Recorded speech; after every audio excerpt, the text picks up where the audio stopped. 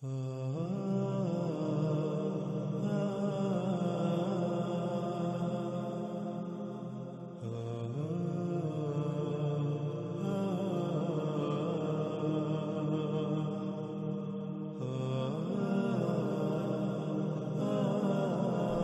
وقت ناظرین سکرین پر آپ کو دو روایات نظر آ رہی ہیں. ہم ان دونوں روایات پر اکٹھے ہی بات کریں گے. سب سے پہلے ہم ان روایات میں استعمال ہونے والے الفاظ کو جان لیتے ہیں. ان میں پہلا لفظ ہے دابا، اور جس کے معنی ہم پیچھے کئی مرتبہ بیان کر چکے ہیں اور واضح کر چکے ہیں. دابا دابا کہتے ہیں حرکت کرنے والی مخلوقات کو، وہ جو تیر کر، رینگ کر، چل کر یا اڑ کر حرکت کرتی ہیں. اگلا لفظ ہے ذات، جس کے معنی ہے بذات خود، اپنے آپ میں، جس سے بنایا یا جس سے وجود میں آیا. اگلا لفظ ہے مؤلفہ، جس کے معنی ہے مختلف اشیاء یا پرزہ جات وغیرہ کا مرکب، مختلف پرزہ جات یا مواد کا بنا ہوا اور لکھا ہوا. اگلا لفظ ہے زغب، جس کے معنی روئی، اون اور اس طرح کا وہ تمام نرم مواد جس سے صوفے، بیڈ، بستر، کمبل وغیرہ بنائے جاتے ہیں. اور جیسے مختلف جانوروں کے جسم پر ایسے بال ہوتے ہیں جو اون کی طرح ہوتے ہیں، یا درختوں اور پودوں پر ایسا مواد اگتا ہے جو روئی کی طرح ہوتا ہے، یا پرندوں کے جو پنکھ ہوتے ہیں. اگلا لفظ ہے ناظرین ریش، جس کے معنی ہے کرسیاں، صوفے وغیرہ. جیسے انسان کے جسم پر لباس ہوتا ہے، اس طرح کسی بھی شے کا اس مواد سے ڈھکا ہونا، طے چڑھا ہوا ہونا، جس مواد سے بال یا پرندوں کے پنکھ وغیرہ وجود میں آتے ہیں. آج اس مواد کو پینٹ کا نام دیا جاتا ہے. جب اس پینٹ کو کسی بھی شے پر کیا جاتا ہے تو باریک سی پلاسٹک کی طرح کی تہ وجود میں آ جاتی ہے، جیسے آج گاڑیوں، جہازوں وغیرہ پر پینٹ کیا جاتا ہے. اور کپڑے یہ ایسے مواد سے ڈھکے ہونا. اگلا لفظ ہے لون، جس کے معنی ہے رنگ. اگلا لفظ ہے وبر، جس کے معنی ہے ہر طرف سے یا بہت زیادہ یا زیادہ تر حصہ اس مواد سے ڈھکا ہونا، تہ چڑھا ہوا ہونا، جس مواد سے بال یا پرندوں کے پنکھ وجود میں آتے ہیں. آج اس مواد کو پینٹ کا نام دیا جاتا ہے. جب کسی شے پر پینٹ کیا جاتا ہے تو باریک سی پلاسٹک کی طرح کی تہ وجود میں آ جاتی ہے، جیسے گاڑیوں، جہازوں وغیرہ پر جو پینٹ کیا جاتا ہے. اب آتے ہیں ناظرین ان روایات کی طرف. رسول اللہ علیہ السلام نے کہا دابا مختلف اشیاء، مختلف مواد اور مختلف پرزہ جات کا مرکب ہوگا. وہ لکھا ہوا بھی ہوگا، وہ اپنے آپ میں ہوگا، یعنی وہ جس مواد سے بنا ہوگا وہ نرم ملائم مواد ہوگا. اس میں کرسیاں اور صوفے وغیرہ کی طرح سیٹیں ہوں گی، اور ان میں یعنی ان حرکت کرنے والی مخلوقات جو تیر کر، رینگ کر، چل کر اور اڑ کر حرکت کریں گی، تمام کے تمام رنگوں سے ہوں گی. یعنی دابا تمام کے تمام رنگوں سے ہوگا، ہر رنگ کا دابا ہوگا. یعنی قرب قیام الساعت ارض سے وجود میں آنے والا دابا ہر رنگ کا ہوگا. اس طرح ناظرین اگلی روایت میں دیکھیں، رسول اللہ علیہ السلام نے کہا دابا یعنی تیر کر، رینگ کر، چل کر اور اڑ کر حرکت کرنے والی مخلوقات جو قرب قیام الساعت وجود میں آئیں گی، وہ اپنی ذات میں یعنی وہ جس مواد سے وجود میں آئیں گی وہ وبر ہوگا اور ریش ہوگا. یعنی اس میں نرم ملائم مواد والی کرسیاں اور صوفے وغیرہ کی طرح کی سیٹیں ہوں گی. وہ اس مواد کی تہ چڑھا ہوا ہوگا جس مواد سے بال وجود میں آتے ہیں، یعنی ہر طرف سے پینٹ کیا ہوا ہوگا، پینٹ کی تہ چڑھا ہوا ہوگا. دابا مختلف مواد، مختلف اشیاء اور کئی مختلف پرزہ جات کا مرکب ہوگا. اس میں ہر رنگ سے ہوگا، یعنی قرب قیام الساعت نکلنے والا دابا ہر رنگ کا ہوگا. ناظرین یہ روایات ایسی ہیں جو چونکا کے رکھ دینے والی ہیں. ناظرین آپ غور کریں، یہ مخلوقات یعنی یہ جو انسان نے آج اپنے ہی ہاتھوں سے دابا خلق کیا اللہ کے دابا کے مقابلے پر، جنہیں آج آپ گاڑیاں، جہاز، ہیلی کاپٹر، شپ یہ نام دیتے ہیں، یہ دیکھیں یہ کس سے وجود میں آیا. یہ سب مخلوقات، یہ دابۃ الارض جو ہے یہ کس سے وجود میں آیا؟ کیا یہ اسی مواد سے وجود میں نہیں آیا جس کا ذکر محمد رسول اللہ علیہ السلام نے کیا؟ کیا اس کے اندر بالکل فرنیچر موجود نہیں ہے؟ اس کے اندر صوفے کی طرح کی کرسیاں اور سیٹیں موجود نہیں ہیں، نرم ملائم؟ کیا اس کے اوپر پینٹ کی تہ نہیں چڑھی ہوئی، یعنی اس مواد کی تہ نہیں چڑھی ہوئی ہوتی جس مواد سے آپ کے جسم پر بال وجود میں آتے ہیں؟ ذرا غور کریں، آپ کے جسم پر جو بال ہیں وہ کیا ہیں، وہ کس مواد سے وجود میں آئے؟ آپ کے جسم پر موجود بال تو بنیادی طور پر فلیکسیبل پلاسٹک ہے جسے آپ نائلون کہتے ہیں، اور پینٹ کیا ہوتا ہے؟ پینٹ بھی تو پلاسٹک ہے۔ ناظرین غور کریں، اور حیران کن طور پر جس مواد سے آپ کے جسم کے اوپر بال وجود میں آتے ہیں بالکل وہی میٹیریل، وہی مواد خام تیل سے جب نکالا جاتا ہے تو اسے آپ پینٹ کا نام دیتے ہیں، اسے آپ پلاسٹک کا نام دیتے ہیں۔ تو ناظرین غور کریں، اس کے علاوہ دیکھیں رسول اللہ علیہ السلام نے کہا کہ دابا بنا ہوا ہوگا کس سے؟ دابا بہت سارے پرزا جات کا مرکب ہوگا، مختلف مواد ہوں گے، ان کا مختلف اشیاء کا مرکب ہوگا۔ اور ناظرین غور کریں، کیا ایسا ہی نہیں؟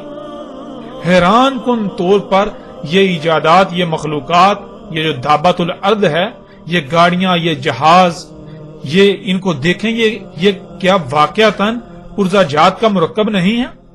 ناظرین حیران کن طور پر یہ دابا مختلف پرزا جات کا مرکب ہے۔ ناظرین غور کریں، کیا محمد رسول اللہ علیہ السلام نے دابۃ الارض کی وضاحت میں کوئی کسر چھوڑی؟ ایسے ایسے الفاظ استعمال کیے کہ جو دہلا کے رکھ دینے والے ہیں۔ اور پھر ناظرین اس سے بڑی بات یہ کہ رسول اللہ علیہ السلام نے کہا کہ دابے میں ہر رنگ ہوگا، ہر رنگ کا دابا ہوگا، ہر رنگ کا، جتنے بھی رنگ ہیں ہر رنگ کا دابا ہوگا۔ اور ناظرین غور کریں، کیا یہ گاڑیاں ہر رنگ میں نہیں پائی جاتی؟ کالا، سرخ، سفید، نیلا، بلیو، یعنی ہر رنگ میں یہ گاڑیاں نہیں پائی جاتی؟ ہر رنگ میں دابا آج اپنی آنکھوں سے آپ دیکھ رہے ہیں۔ میں قربان جاؤں اپنے خلیل و مولا محمد رسول اللہ علیہ السلام پر، آج ان کے الفاظ کے عین مطابق جو کچھ انہوں نے اس وقت اپنی آنکھوں سے دیکھ کر کہا تھا، آج وہ سب کچھ ہمارے سامنے موجود ہے، آج وہ سب کچھ آپ کے سامنے موجود ہے، آج آپ اسی وقت میں موجود ہیں، آج وہ دابا آپ کے درمیان موجود ہے۔ آج آپ کتنے نازک اور خطرناک وقت میں ہیں، شاید ہی کسی کو اس کا ادراک ہو۔ عظیم تباہی آپ کے سروں پر منڈلا رہی ہے، لیکن اس کے باوجود لوگ ہیں کہ وہ اندھے کے اندھے ہیں، وہ اندھوں کی طرح چوپایوں سے بھی کم تر بنے ہوئے ہیں۔ جس کو اللہ سبحانہ وتعالی نے فساد کی آخری حد کہا، اسے آج موجودہ لوگ یا موجودہ انسان خوشحالی اور ترقی کا نام دیتے ہیں۔ جس دابا کا نکلنا انسان کے لیے خسارہ ہی خسارہ تھا، آج وہ نکل چکا، لیکن کسی کو کوئی فکر ہی نہیں۔ ناظرین مجھے نہیں لگتا کہ اس سے بھی واضح الفاظ کوئی اور ہو سکتے تھے اس دابۃ الارض کی وضاحت کے لیے، جو آج سے 14 صدیاں قبل محمد رسول اللہ علیہ السلام نے استعمال کیے۔ اس کے باوجود اگر کوئی ایمان نہ لایا اور عمل صالح نہ کیے تو اس پر اتمام حجت کے علاوہ کوئی دوسرا رستہ نہیں بچے گا، اور روز محشر اس کے لیے کوئی عذر نہیں ہوگا۔ آپ سکرین پر نظر آنے والی تصاویر میں دیکھ سکتے ہیں کہ جو محمد علیہ السلام نے کہا بالکل عین اسی طرح یہ دابا ہے، یہ اسی مواد سے وجود میں آیا۔ اس کے اندر نرم ملائم سیٹیں ہیں، یہ پینٹ کی تہ چڑھا ہوا ہے، یہ طرح طرح کے مختلف پرزا جات کا مرکب ہے، یہ مختلف مواد کا مرکب ہے، مختلف اشیاء کا مرکب ہے۔ حیران کن طور پر محمد علیہ السلام نے جو کہا بالکل ایک ایک لفظ آج سچا ثابت ہو چکا۔ اور یہاں ایک بار پھر ان لوگوں کو دعوت دی جاتی ہے اور ان سے سوال بھی کیا جاتا ہے کہ جو یہ کہتے ہیں کہ دابۃ الارض بنیادی طور پر ایک کیڑا ہے جو زمین سے نکلے گا قرب قیامت ساتھ،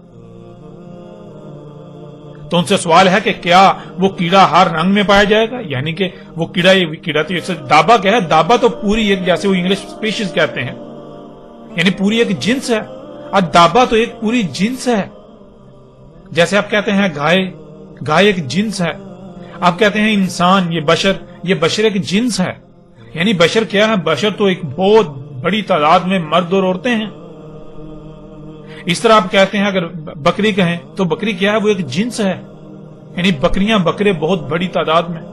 اس طرح دابا ایک جنس ہے، اس میں بہت بڑی تعداد میں ایسے اس طرح کی مخلوقات ہوں گی حرکت کرنے والی۔ تو ناظرین کیا جو ان کے عقائد و نظریات ہیں کیا وہ پورے اترتے ہیں؟ پھر کیا جس کو یہ دابا بنا کر بیٹھے ہوئے ہیں اور جس کو مرزا غلام احمد قادیانی نے دابا کہا، کیا وہ مختلف پرزاجات کا مرکب تھا؟ کیا وہ مختلف پرزاجات کا مرکب ہے؟ کیا وہ پینٹ کی تہ چڑھا ہوا ہے؟ کیا وہ اس کے اندر نرم ملائم صوفے اور کرسیاں اس طرح کی سیٹیں ہیں؟ ناظرین غور تو کریں، مرزا غلام احمد قادیانی کا جھوٹا ہونے میں تو ایک رائی برابر بھی شک نہیں رہتا، اور ان لوگوں کے جھوٹا ہونے میں کوئی رائے برابر شک نہیں رہتا جو آج بھی بازد ہیں کہ دعوت الارض یہ سواریاں نہیں ہیں بلکہ وہ کوئی کیڑا ہے یا وہ کوئی جانور نکلے گا۔ تو ان لوگوں کو غور کرنا چاہیے کہ وہ کس خطرناک اور نازک وقت میں موجود ہیں اور وہ کیا کر رہے ہیں۔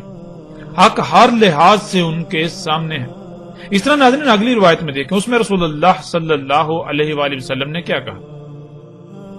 محمد رسول اللہ علیہ السلام نے کہا، دابات الارض یعنی ارض سے وجود میں آنے والا دابا اپنی ذات میں وبر ہوگا، یعنی وہ پینٹ کی تہ چڑھا ہوا ہوگا، اور اس کا راس یعنی اس کا بلند ترین مقام آسمان ہوگا۔ ناظرین آج جتنی بھی ایسی مخلوقات ہیں جو حرکت کرتی ہیں،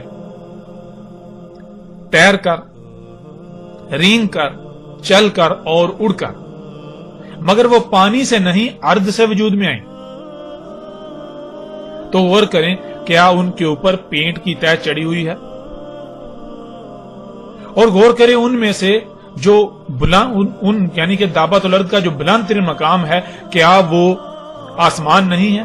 ان میں سے جو ہوا میں اڑتی ہیں مخلوقات جنہیں آپ جہاز کہتے ہیں، ہیلی کاپٹر کہتے ہیں، کیا اس کا بلند ترین مقام آسمان نہیں، فضا بلندی نہیں؟ ناظرین حقیقت ہر لحاظ سے آپ کے سامنے ہے۔ آج آپ اپنی آنکھوں سے دیکھتے ہیں کہ اس دابا میں سے کچھ تو زمین پر چلتے ہیں، رینگتے ہیں، اور کچھ جو ہے وہ سمندروں میں تیرتے ہیں، اور کچھ جو کہ اس کا بلند ترین مقام ہے وہ آسمان میں ہے، یعنی خلا میں زمین سے بلند تھا۔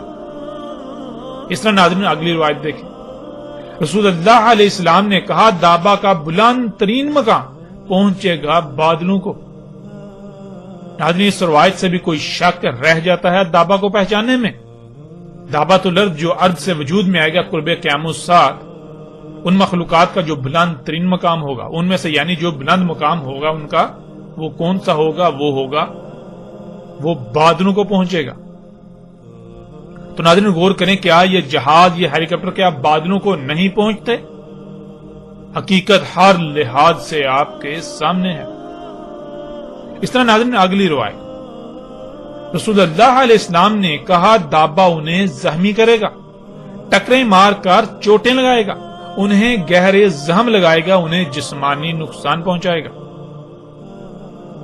ناظرین اب سوال یہ پیدا ہوتا ہے کہ آج کیا آپ اپنی آنکھوں سے یہ سب ہوتا ہوا نہیں دیکھ رہے؟ روزانہ سینکڑوں نہیں بلکہ ہزاروں کی تعداد میں دنیا بھر میں لوگ گاڑیوں وغیرہ کے حادثات میں شدید زخمی ہوتے ہیں، اور ان میں سے کچھ تو بچ جاتے ہیں اور کچھ موت کا شکار ہوتے ہیں۔ ناظرین غور کریں، کیا یہ دابا لوگوں کو ٹکریں نہیں مار رہا؟ ناظرین غور تو کریں، یہ گاڑیاں ٹکریں نہیں مار رہی، ایکسیڈنٹس، حادثات نہیں ہو رہے ان سے، یہ دابا لوگوں کو چوٹیں نہیں لگا رہا، انہیں زخمی نہیں کر رہا ٹکریں مار کے۔ ناظرین حقیقت آپ کے سامنے ہے۔ ناظرین اس قدر وضاحت کے باوجود بھی دابا کے بارے میں کوئی شک رہ جاتا ہے؟ ذرا غور تو کریں، ایک طرف اللہ سبحانہ و تعالیٰ ایک انسان کا قتل پوری انسانیت کے قتل کے برابر قرار دیتے ہیں، تو وہیں دوسری طرف انسان کا خلق کردہ دابا یعنی یہ تیر کر، رینگ کر، چل کر اور اڑ کر حرکت کرنے والی مخلوقات سالانہ لاکھوں انسانوں کے قتل کا سبب بنتی ہیں۔ یہ دابا لاکھوں کو یتیم کرتا ہے، لاکھوں کو بیوہ کرتا ہے، لاکھوں ماؤں کی گودیں اجاڑ دیتا ہے، اور نہ جانے کتنی ہی تعداد میں لوگوں کو زخمی کر رہا ہے، اپاہج و مفلوج کر دیتا ہے۔ لیکن اس کے باوجود ہر کوئی انسان اسے اپنے لیے مسیحا یعنی فائدہ مند اور سہولت ہی تصور کرتا ہے، سہولت ہی سمجھ رہا ہے، فائدہ مند سمجھ رہا ہے، اور اس لیے کیونکہ وہ صرف اس کا ایک ہی رخ دیکھتا ہے۔ یہی تو ناظرین دجل ہے، یہی تو دجال ہے۔ جو دنیا اور آخرت تباہ کر رہا ہے، لیکن اس کے باوجود وہ لوگوں کو مسیحا نظر آ رہا ہے۔ ناظرین ذرا تصور کریں، آپ کا بیٹا، بیٹی، ماں، بہن یا بھائی وغیرہ اس دابا کی ٹکر سے موت کا شکار ہو جائے تو آپ کو کیسا لگے گا؟ کیا آپ کو تب بھی یہ دابا مسیحا ہی نظر آئے گا؟ نہیں، بالکل نہیں۔ یہی فرق ہے ناظرین، آج پوری دنیا میں خوراک ہے ہی خبیث جسے کھا کر انسان خود غرض ہو چکے ہیں۔ کوئی بھی ایسا نہیں کہ جو خود کو دوسرے کی جگہ پر رکھ کر اس کا دکھ درد محسوس کرے۔ جب اپنے سر پر پڑتی ہے تب ہی کچھ نظر آتا ہے، ورنہ آج تقریباً سب کے سب ہی اندھے اور بہرے ہو چکے ہیں، سب کے دل مردہ ہو چکے ہیں، سب کے دل اندھے ہو چکے ہیں۔ اس کے علاوہ اگر صرف اس بات پر غور کر لیا جائے کہ اس دابا کی صرف تخلیق سے ہی کائنات میں کتنی مخلوقات کے حقوق پامال ہوتے ہیں، کتنی بڑی سطح پر فساد ہوتا ہے، کتنی مخلوقات کا قتل ہوتا ہے، تو انسان کے رونگٹے کھڑے ہو جائیں۔ لیکن اس کا ادراک یوم القیامت کو ہی ہوگا۔ آج بے شک آپ اپنی آنکھیں بند رکھیں، عنقریب بہت جلد آپ حقیقت خود تسلیم کریں گے، لیکن تب آپ کو تسلیم کرنا کوئی فائدہ نہیں دے گا۔ اس طرح ناظرین بڑھتے ہیں اگلی روایت کی طرف۔ رسول اللہ علیہ السلام نے کہا اس میں کچھ شک نہیں، دابا ہوگا، اس میں ہر رنگ کا دابا ہوگا۔ اور ناظرین آج آپ اپنی آنکھوں سے یہ سب کچھ دیکھ رہے ہیں، کیا یہ دابا ہر رنگ میں موجود نہیں ہے؟ ذرا غور تو کریں۔ بڑھتے ہیں ناظرین اگلی روایت کی طرف، اور یہ روایت ایسی ہے جو آپ کو دہلا کر رکھ دے گی، آپ کے رونگٹے کھڑے کر دے گی۔ سب سے پہلے حسب سابق اس روایت میں استعمال ہونے والے الفاظ کو جان لیتے ہیں۔ ان میں سب سے پہلا لفظ دابا، جس کے معنی آپ جانتے ہیں۔ پھر اگلا لفظ ہے حیط، جس کے معنی ہے محاصرہ، گھیراؤ، حصار یا ایسی جگہ جو ہر طرف سے بند ہو، جس سے باہر نکلنا ممکن نہ ہو سوائے اس کے دروازے سے، اگر دروازہ موجود ہو تو، ورنہ اسی کے اندر رہنا ہو۔ اگلا لفظ ہے صد۔ صد ناظرین کہتے ہیں مادی یا غیر مادی رکاوٹ کو۔ غیر مادی رکاوٹ کے معنی مادی پر غالب ہیں۔ اگلا لفظ ہے ابواب، جو کہ باب کی جمع ہے، اور باب کہتے ہیں داخل ہونے اور باہر نکلنے کے رستے کو، دخول اور خروج کے مقامات کو۔ پھر اگلا لفظ ہے طرح، جس کے معنی ہے شے بنا کر اسے لانچ کرنا، یعنی شے بنا کر اسے متحرک کرنا، شے خلق کر کے اسے کہیں چھوڑ دینا یا آپریٹ کرنا۔ اگلا لفظ ہے وحش، جس کے معنی ہے ایسی عجیب الخلقت مخلوق جو موجود نہ ہو تو تصوراتی مخلوق، اور اگر موجود ہو تو بہت زیادہ مشہور و معروف مخلوق، ایسی مخلوق جو بے قابو اور ہر طرف سے نقصان پہنچائے، ایسی مخلوق جو جہاں موجود ہو اس کو اتنا فساد زدہ کر دے کہ وہ شاید تباہ ہو جائے، ایسی مخلوق جو بے قابو ہو کر ہر طرف کے در و دیوار توڑ دے، انہیں کھوکھلا کر دے، ایسی مخلوق جو عیب دار ہو، ایسی مخلوق جو قوت و زور ہر طرح کی صلاحیتوں میں بڑھ کر ہو، ایسی مخلوق جو اپنے وزن اور حجم کے اعتبار سے بہت لمبی چوڑی اونچی یا بڑی ہو، عجیب الخلقت مخلوق جو خلاف قانون خلق کی جائے، ایسی مخلوق جو انتہائی پرخطر یعنی خطرے سے بری ہوئی ہو، ایسی مخلوق جس کے سامنے اس سے پہلے موجود مخلوقات طاقت زور صلاحیتوں سمیت ہر لحاظ سے بہت کم اور بے بس ہو جائیں، ایسی مخلوق جو جہاں موجود ہو وہاں موجود مخلوقات میں سے طاقتور ترین مخلوقات پر بھی غالب آ جائے، ایسی مخلوق جس کے سامنے شیر صفت بھی چوہے سے کم تر نظر آئے۔ ناظرین لفظ وحش کے یہ چند معنی ہیں جو غالب ترین معنی ہیں۔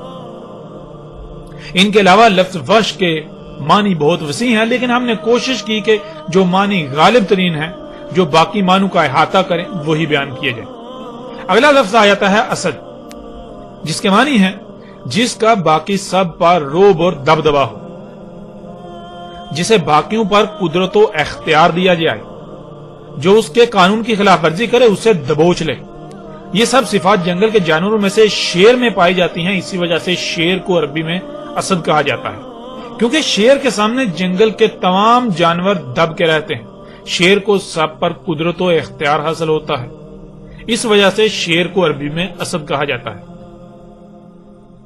اگلا لفظ ہے ارتعد، جس کے معنی ہے کانپنا، تھرتھرانا، ہلنا، کپ کپی وغیرہ.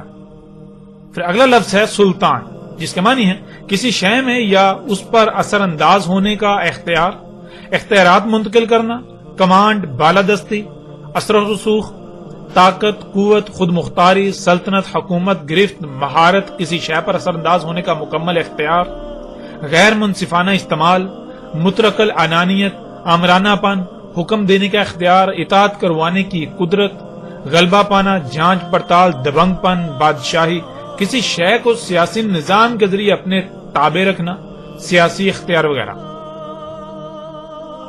اب ناظرین آتے ہیں اس روایت کی طرف. رسول اللہ علیہ السلام نے کہا میری امت کی مثال اور دابا کے نکلنے کے وقت کی مثال اس وقت کی سی ہے کہ ایک ایسی تعمیر کی جائے اور بلند کی جائے کہ وہ محاصرہ، گراؤ یا حصار وغیرہ بن جائے، اور اس کے تمام داخلی و خارجی مقامات پر رکاوٹیں کر دی جائیں، یعنی وہ بند کر دی جائیں، اور خلق کر کے تمام وحش اس میں متحرک کر دیے جائیں، یعنی چھوڑ دیے جائیں. پھر لایا جائے ایک شیر یعنی ایک اسد، جسے پس چھوڑ دیا جائے ان کے درمیان، پس وہ حصار، تھر تھرانا، کانپنا شروع کر دے، جہاں سے اسے کھوکھلا کر دیا گیا گرنا شروع کر دے اس شیر پر ہر جانب سے. دابا نکلے گا تو بالکل یہی مثال میرے غلام امتی کی ہوگی، کوئی ایک بھی نہیں بھاگ پائے گا اس سے مگر اس کے درمیان لا چھوڑا جائے گا، اور اس کے لیے یعنی دابا کے لیے ہے سلطان ہمارے رب عظیم سے. ناظرین، رسول اللہ علیہ السلام نے بہت ہی لرزا دینے والی مثال بیان کی. اس مثال کو سامنے رکھتے ہوئے اگر آج آپ اپنے ارد گرد غور و فکر کریں تو آپ کو رسول اللہ علیہ السلام کی اس مثال میں چھپے وقت کی نشاندہی بخوبی ہو جاتی ہے کہ آج آپ اسی وقت میں موجود ہیں. ناظرین، جیسے آپ کوئی بڑی سی عمارت تعمیر کریں جو ایک گنبد کی مانند ہو، ہر طرف سے بند ایک حصار ہو، بالکل ایک حصار کی مانند بلند، آپ اس پر چڑھ بھی نہ سکیں. پھر ایسا کریں اس میں کچھ ایسے وحشیوں کو چھوڑ دیں جو بے قابو ہوں اور ہر طرف ٹکریں مارنا شروع کر دیں، ہر طرف تباہی پھیلا دیں. اور پھر ایسا کریں کسی ایسے کو بھی اس میں داخل کر کے اس کے باہر نکلنے کے دروازے رستے بند کر دیں جو بہت طاقت والا ہو، یعنی ایسا جس کی مثال یعنی جیسے جنگل میں تمام جانوروں میں شیر جو ہوتا ہے سب اس سے کانپتے ہیں، سب اس سے ڈرتے ہیں، وہ قوت اختیار طاقت میں سب سے بڑھ کر ہوتا ہے، بالکل ایسے کسی کو پھر لا کر اس میں اس عمارت کے اندر چھوڑ دیں ان وحوش کے درمیان. تو ناظرین غور کریں اس کی حالت کیا ہوگی. اس حصار میں وہ ان وحشیوں کے سامنے بے بس نظر آئے گا اور وحشی ٹکریں مار مار کر اس عمارت کو کھوکھلا کر دیں گے، اور وہ عمارت لرز اٹھے گی، کانپنا شروع کر دے گی. تو کھوکھلے پن کی وجہ سے وہ عمارت ہر طرف سے گرنا شروع کر دے گی اس شیر پر، اس طاقتور پر، جو کہ ایک چوہے کی طرح اس کی حیثیت و اہمیت ہوگی، ایسے جیسے کہ اینٹوں کی بارش ہوتی ہے اور اس کے لیے کوئی بھی جائے پناہ نہیں ہوگی، جسے اس حصار میں ان وحشیوں کے درمیان لا چھوڑا گیا تھا. خواہ وہ کتنا ہی طاقتور کیوں نہ ہو، وہ ان کے سامنے بے بس و مجبور ہوگا. سبحان اللہ، اللہ اکبر. محمد رسول اللہ علیہ السلام نے کتنی ہی زبردست مثال دی، اس سے بڑھ کر احسن مثال کوئی اور ہو ہی نہیں سکتی جو اللہ کے نبی نے اس وقت بیان کر دی، جس وقت ایسے حالات و واقعات کو بیان کرنے کے لیے الفاظ ہی موجود نہ تھے. لیکن جس احسن انداز سے رسول اللہ علیہ السلام نے یہ مثال بیان کی، اس سے بالکل ایسے لگتا ہے جیسے کہ وہ اس دور میں موجود ہوں اور ان سارے حالات کو اپنی آنکھوں سے دیکھ کر اس کے بعد الفاظ کا انتخاب کر کے مثال بیان کی جائے یا مثال بیان کی ہو. قرآن میں اللہ سبحانہ و تعالیٰ نے بار بار اپنی آیات میں غور و فکر کرنے کا حکم دیا. جب غور و فکر کریں تو پتہ چلتا ہے کہ اللہ سبحانہ و تعالیٰ نے بالکل واضح قرآن میں بتا دیا کہ اللہ سبحانہ و تعالیٰ نے زمین پر سب کا کیسے محاصرہ کیا ہوا ہے، کیسے گھیراؤ کیا ہوا ہے، یعنی حصار قائم کیا ہوا ہے۔ اللہ سبحانہ وتعالی نے جہاں ہر شے اور اپنے علم سے محاصرہ کیا ہوا ہے تو وہیں زمین کے گرد تہ در تہ 7 پردے بنا کر بھی محاصرہ کیا ہوا ہے، جسے آپ سکرین پر دیکھ سکتے ہیں۔ جیسے انسان کو گرم سرد موسمی اثرات سے بچنے کے لیے لباس کی ضرورت ہوتی ہے، بالکل اسی طرح اللہ سبحانہ وتعالی نے زمین کو بھی لباس پہنایا ہوا ہے۔ زمین کی مقناطیسی قوت ہے اور زمین کے گرد گیسوں کی 7 تہیں ہیں، جنہیں اللہ سبحانہ وتعالی نے زمین کے ساتھ آسمان بھی کہا۔ زمین کی مقناطیسی قوت اور یہ گیسوں کے 7 تہ در تہ حصار، یہ تہیں زمین کے گرد اللہ سبحانہ وتعالی کا حصار ہیں۔ اسی حصار کے اندر انسان زندہ رہ سکتا ہے۔ اس حصار کے اندر اللہ سبحانہ وتعالی نے انسان کو خلق کیا، اس سے پہلے اس کے داخلی و خارجی رستے بند کر دیے۔ یعنی ناظرین، اس مثال میں جس عمارت کا محمد رسول اللہ علیہ السلام نے ذکر کیا وہ عمارت یہی ہے، اللہ کی یہ عمارت، یہ جو اللہ نے تعمیر کی، یہ زمین اور اس کے گرد گیسوں کے جو حصار قائم کر دیا، گیسوں کا، زمین کے گرد گیسوں پر مشتمل یہ 7 تہیں ہر لحاظ سے اللہ سبحانہ وتعالی کا زمین کے گرد حصار ہے۔ یہی گیسوں کی تہیں سورج کی نقصان دہ شعاؤں کو زمین پر آنے سے روکتی ہیں۔ اگر وہ براہ راست زمین پر آ جائیں تو زمین پر زندگی کا تصور ختم ہو جاتا ہے۔ سورج سے اٹھنے والے آگ کے طوفان انہی تہوں کی وجہ سے زمین پر نہیں آ پاتے، ورنہ ایک لمحے سے بھی کم وقت میں زمین پر سب کچھ جل کر راکھ ہو جائے۔ یہی حصار زمین پر بخارات کی شکل میں اوپر اٹھنے والے پانی کو باہر خلا میں جانے سے روکتا ہے، اور پھر وہ پانی واپس زمین پر بارش کی صورت میں اترتا ہے۔ یہی گیسوں کی تہیں یعنی یہی حصار لا تعداد پتھروں و شہابیوں کو زمین پر آنے سے روکتا ہے، ورنہ زمین پر ہر شے تباہ ہو جائے۔ اس کے علاوہ اگر ان پر لکھا جائے یا ان پر بات کی جائے، اس حصار پر بات کی جائے تو ایک وسیع بات کی جا سکتی ہے۔ ہمارا مقصد اللہ سبحانہ وتعالی کے بنائے ہوئے اس حصار کو سمجھنا ہے، جسے محمد رسول اللہ علیہ السلام نے ایک مثال سے یعنی ایک عمارت سے تشبیہ دی۔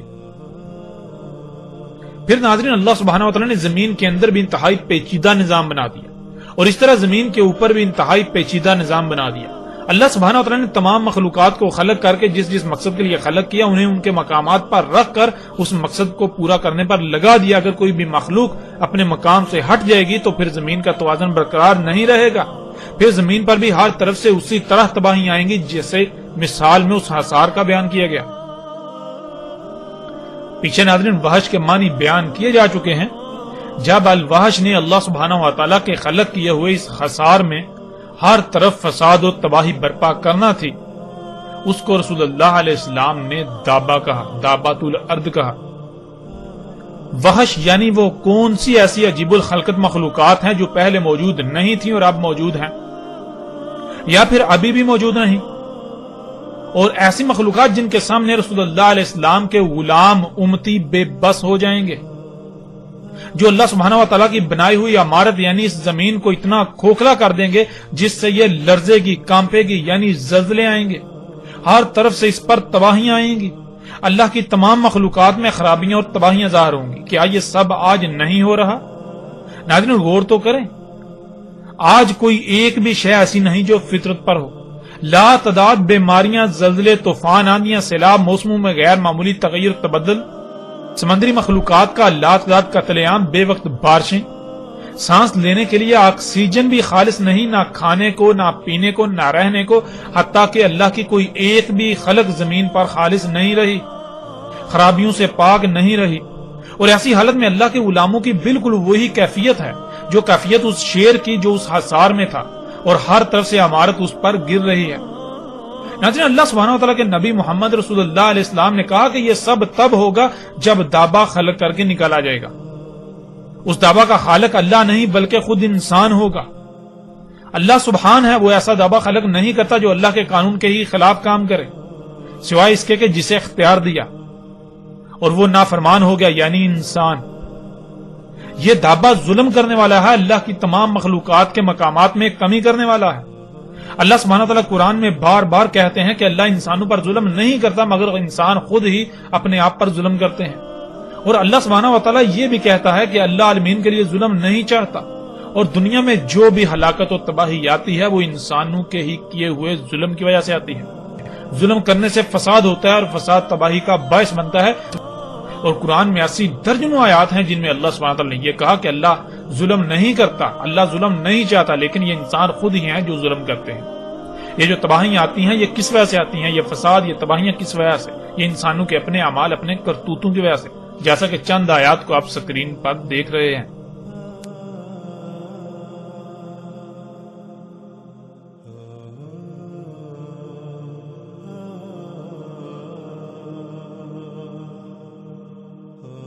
اب ناظرین غور کریں، الوحش یعنی عجیب الخلقت مخلوقات جو محمد رسول اللہ علیہ السلام کے دور میں اور آج سے کچھ ہی عرصہ پہلے کوئی وجود نہیں رکھتی تھی، جو کہ آج موجود ہیں اور ہر طرف موجود ہیں، جو بہت مشہور و معروف ہیں، اتنی واضح ہیں جیسے دن کے وقت سورج جسے دیکھنے سے آنکھیں چلے آ جائیں.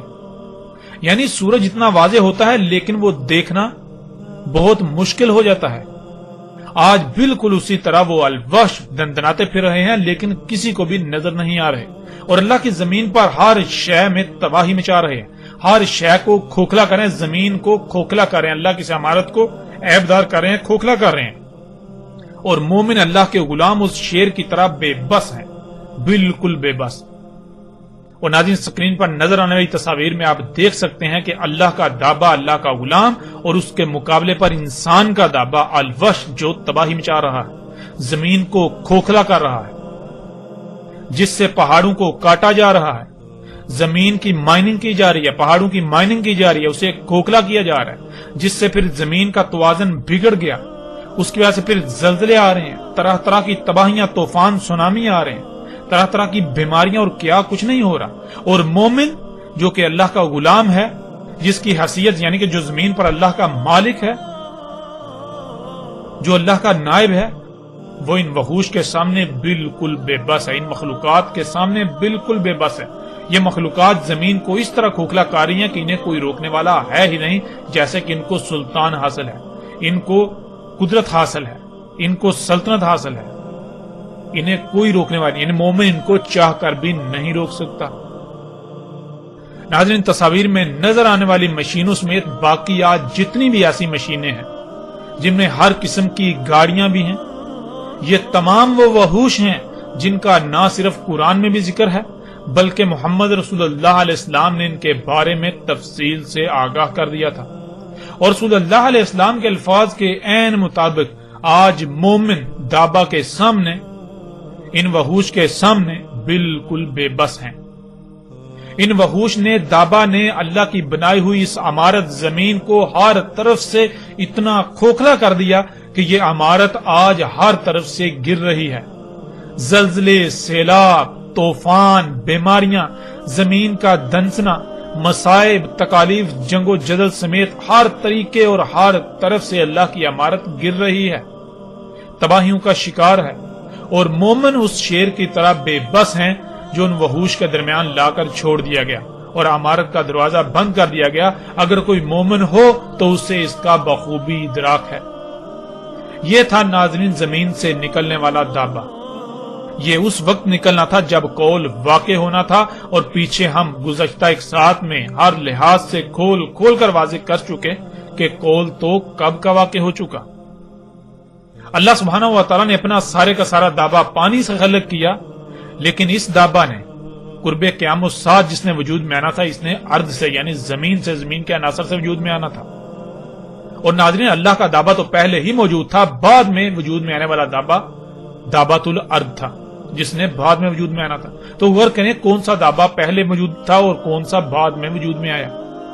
ہر لحاظ سے حق آپ کے سامنے ہے. اللہ سبحانہ تعالیٰ نے قرآن میں دابا کا نکلنا ساتھ کی آخری شرط دخان سے پہلے بتایا، اور محمد رسول اللہ علیہ السلام نے بھی کہا کہ جب دابا نکل آئے گا تب وقت ختم ہو جائے گا. آج جب دابا نکل چکا، جو کچھ اس نے کرنا تھا وہ کر چکا، تو سوال یہ پیدا ہوتا ہے کہ جن لوگوں کو ابھی بھی دجال نظر نہیں آیا تو کیا دجال دابا نکلنے کے بعد نکلنا تھا؟ ناظرین غور تو کریں، دجال تو دابا کے خروج سے پہلے نکلنا تھا. دابۃ الارض تو بذات خود دجال میں سے ہے، یہ دجال کا دابا ہونا تھا. تو غور کریں آج نہ صرف دابا نکل چکا بلکہ پوری دنیا میں دندناتا پھر رہا ہے. یہ وحش، یہ دابا جو الوحوش ہیں، یہ پوری زمین کو، اللہ کی سمارت کو ہر طرف سے کھوکھلا کر چکے ہیں۔ یہ سب کچھ ہو چکا تو کیا آج بھی آپ دجال کے انتظار میں ہیں؟ کس دجال کے انتظار میں ہیں؟ ناظرین غور تو کریں، آنکھیں کھولیں اس سے پہلے کہ دیر ہو جائے، اپنی آنکھیں کھولیں، غور کریں اس سے پہلے کہ وہ وقت آ جائے جب آپ کے پاس سوائے پچھتاوے کے کچھ نہ رہے۔ اور ان قریب جب وہ وقت آئے گا جو کہ بالکل سر پر ہے، تب آپ کی آنکھیں پھٹی کی پھٹی رہ جائیں گی۔ لہذا اس وقت ہے، غور کریں، اپنی آنکھیں کھولیں۔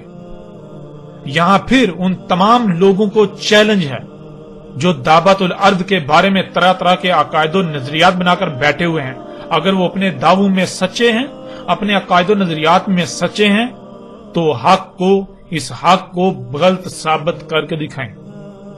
اور قادیانیوں کو بھی کھلم کھلا چیلنج ہے کہ مرزا غلام احمد قادیانی اگر سچا تھا تو پھر اس کا دعویٰ جھوٹا نہیں ہو سکتا تھا، اور اگر اس کا دعویٰ جھوٹا ہو جاتا ہے، جو کہ آپ نے دیکھا مرزا غلام احمد قادیانی کا دعوت الارض کے بارے میں دعویٰ بالکل ہر لحاظ سے اس طرح جھوٹا، باطل، بے بنیاد ثابت ہو چکا کہ دنیا کی کوئی طاقت اس کا انکار نہیں کر سکتی۔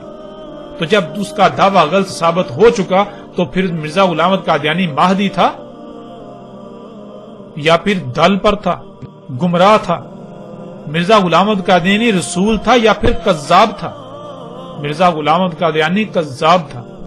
مرزا غلام احمد قادیانی مثل مسیح تھا یا پھر بذات خود ایک دجال تھا؟ حقیقت آپ کے سامنے ہے، مرزا غلام احمد قادیانی بذات خود ایک دجال تھا، جو انسانوں میں سے جن دجالون کذابون نے آنا تھا۔ اور قادیانی کو ہم پھر کہتے ہیں کہ اس قدر حق واضح ہونے کے باوجود اگر آپ لوگ حق کو تسلیم نہیں کرتے، اپنی آنکھیں بند کیے ہوئے رہتے ہو، تو پھر جان لو دنیا میں جتنے بھی مشرک ہیں ان میں سے سب سے بڑھ کر مشرک تمہارے علاوہ اور کوئی نہیں ہو سکتا۔ آپ وہ لوگ تھے جو حق کے دعوے دار تھے۔ آپ دن رات چیختے ہیں، چلاتے ہیں کہ ہم اہل حق ہیں، ہم اہل حق ہیں، تو آپ کی تو بنیادیں ہی ہل چکی، آپ کی بنیادیں ہی اکھڑ چکی۔